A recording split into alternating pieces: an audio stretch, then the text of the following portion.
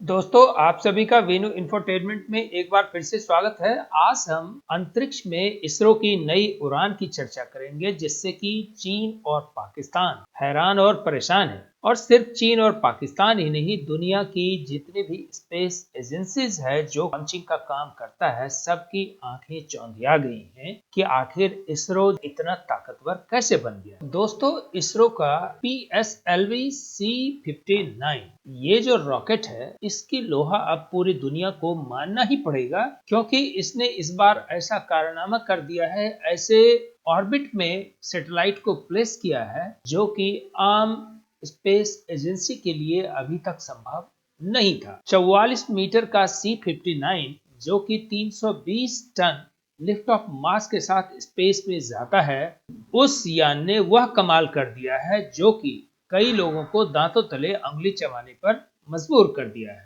आखिर दोस्तों, European agency ने इसरो पे इतना भरोसा क्यों जताया है? क्यों उसने प्रोबा का मतलब होता है लेट अस ट्राई, इस सैटेलाइट को इसरो के द्वारा उसने क्यों लॉन्च करवाया? वह अमेरिका और दूसरे देशों से करवा सकता है, उसके बिजनेस को इसरो ने उनसे नहीं मार लिया है।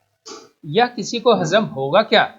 आइए अब हम जानते हैं कि ये प्रोबा 3 क्या है, जिसकी चर्चा पूरी दुनिया में है। और आप अगर जीएस की तैयारी कर रहे हैं, जनरल स्टडीज की, तो आपके लिए यह जानना कितना महत्वपूर्ण है। यह स्पेस की अपने आप में एक तरह का नायाब सैटेलाइट है। यह सैटेलाइट का जो कॉन्स्टलेशन है, यानी ये ग्रुप ऑफ सैटेलाइट्स है जिसको कि एक साथ छोड़ा गया है। लेकिन यह कोई अद्भुत बात नहीं है, कई सैटेलाइट एक साथ एक रॉकेट से छोड़े जाते हैं।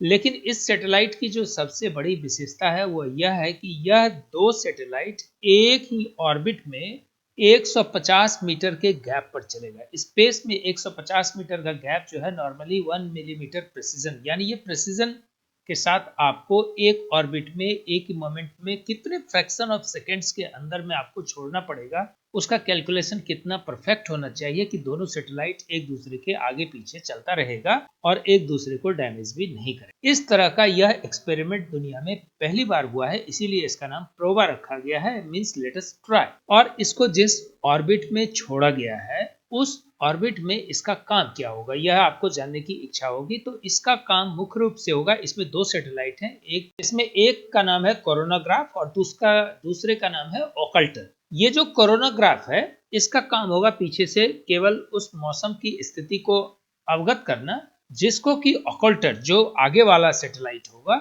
वह अंतरिक्ष यान की जो सौर डिस्क है उसको एक तरह से अवरुद्ध कर देगा, ताकि एक आर्टिफिशियली एक कोरोना का कंडीशंस बने। और कोरोनाग्राफ जो पीछे वाली जो सैटेलाइट होगी, वह इसका एक वैज्ञानिक अवलोकन करेगा कि सूरज के कोरोना या आसपास के वायुमंडल का क्या प्रभाव पड़ता है, जिसको कि यह अध्ययन करेगा। चूंकि इसरो का जो ये रॉकेट लॉन्च था और जो सैटेलाइट लॉन्चिंग का प्रोग्राम था, वह चर्चा में इसलिए आया है कि ये पहली बार अत्यधिक अंडाकार ऑर्बिट, यानी कि जो इसका जो पाथ है वह काफी अंडाकार है और काफी ऊंचाई पर है, जहां जाकर के कि इसको प्लेस किया गया है, जो कि बहुत ही प्रेसिजन ढूंढता था। और इसको इसरो ने PSLV के माध्यम से काफी सटीक तरीके से स्पेस में लॉन्च किया है, जिसकी चर्चा दुनिया में है। इसमें दो महत्वपूर्ण बातें याद रखने की हैं, एक सटीक फॉर्मेशन उड़ान है और दूसरा बात यह है कि ये स्टेग्ड विन्यास है। यानी कि स्टेग्ड विन्यास जब हम कहते हैं कि एक दूसरे के साथ ये चलेंगे, जो सैटेलाइट को छोड़ा गया वह किस तरीके से छोड़ा गया, यह बहुत महत्वपूर्ण है।